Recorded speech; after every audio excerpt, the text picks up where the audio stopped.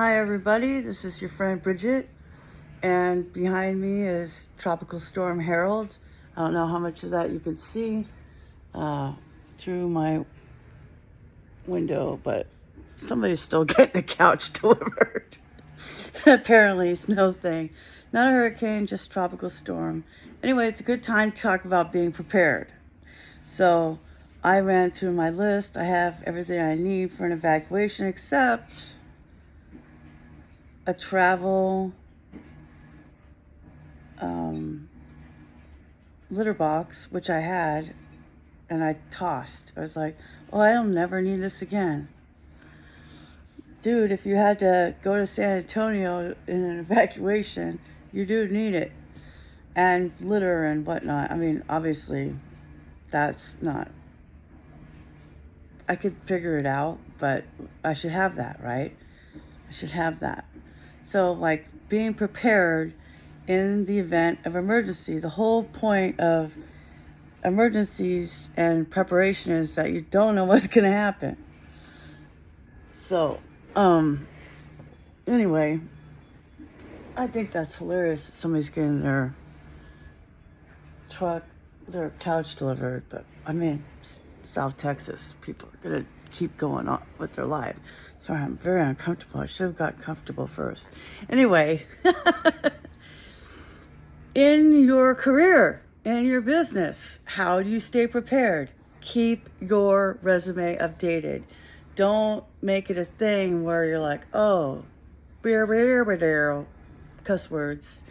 I can't just send out my resume, right? I use standardresume.co.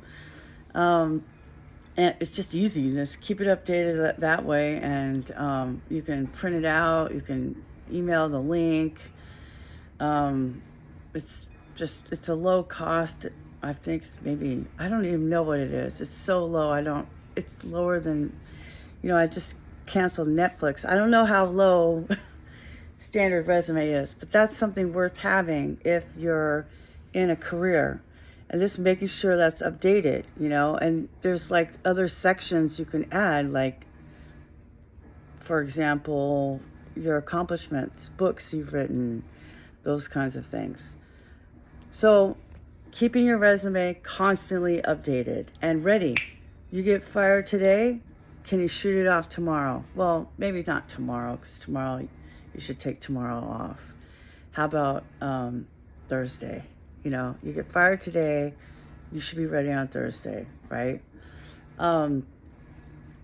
Making sure that you have dollars in a bank. This is your mad money. Now, this is something I had and I was doing when I left the construction job.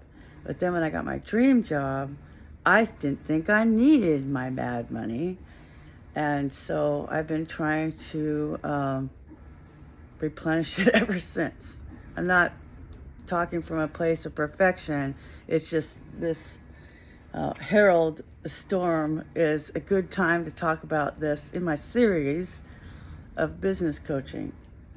So there's knowing and doing, right? Being prepared. Another thing to be prepared in your career is having references.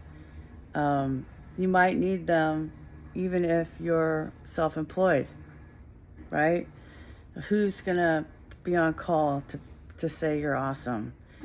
Not just for a job, but being prepared for public speaking.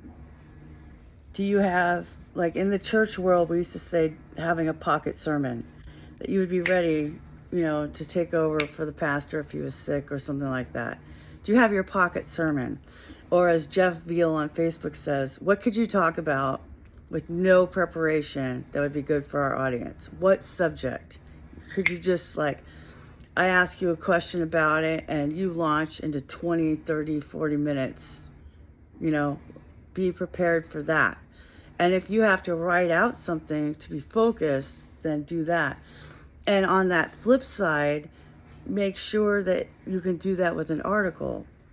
Now, writing sometimes is harder because we think it should be perfect, but just get started, get it out of your head, you know, set a timer for 15 minutes, I'm using clockify.me now for my writing because I think I get overwhelmed, and it really only takes me about 57 minutes to write an article that's usually between 750 and 1,200 words, you know, especially for clients that I already know.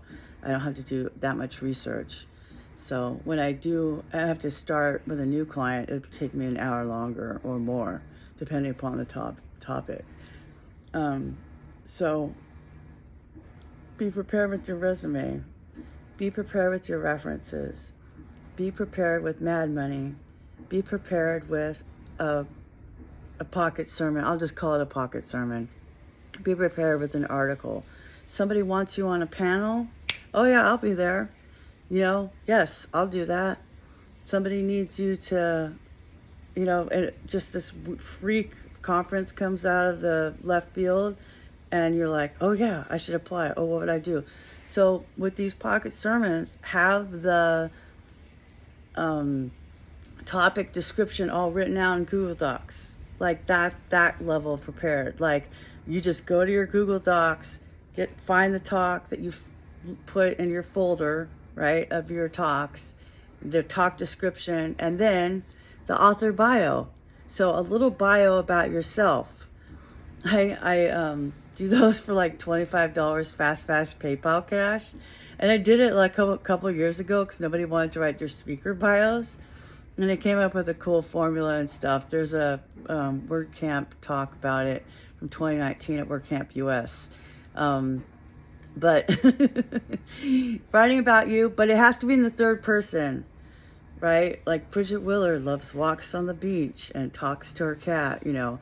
But it's really more of it kind of combines in fact, if you just go to my website and go to bridgetwillard.com/about, you'll see my formula because that's how I did it for myself.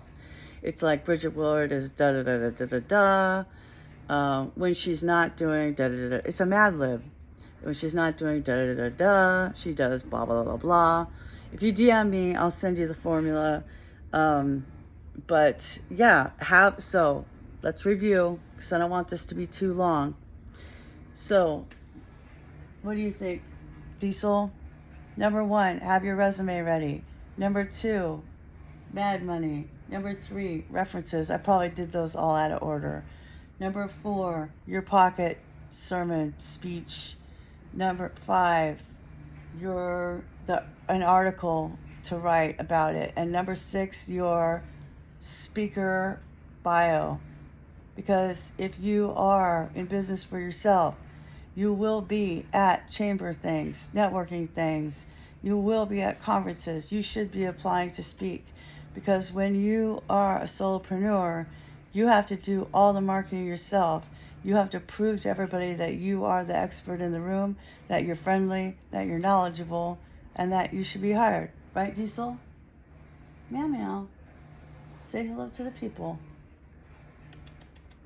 He's more interested in Harold. Okay, bye, everybody.